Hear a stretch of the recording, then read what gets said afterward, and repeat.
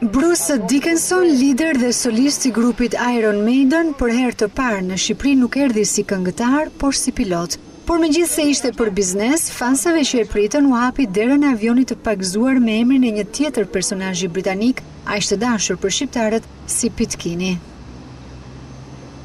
Ndërsa mbështetësve më të shumë që nuk e dinin për vizitën u la të hapur mundësinë se një ditë mund të rikthehet bashkë me anëtarët e grupit.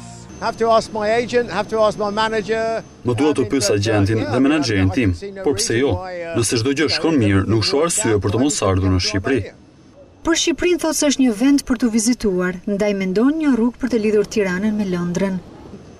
Ne do të dëshironim të fluturonim nga Londra apo aeroportet të tjera drejt Shqipërisë, pasi ka shumë shqiptarë që do të donin të shkonin në Londër dhe shumë njerëz atje do të donin të vinin në Shqipëri.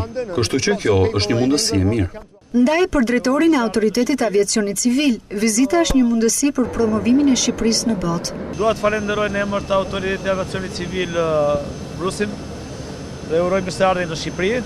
Ardhja e tij shërben jashtëzakonisht Shqipërisë turistike dhe aviacionit civil shqiptar. Bruce Dickinson është një personalitet jo vetëm në botën e artit, por vlerësohet dhe për punën e tij normale të pilotit dhe aktivizimin në bamirësi.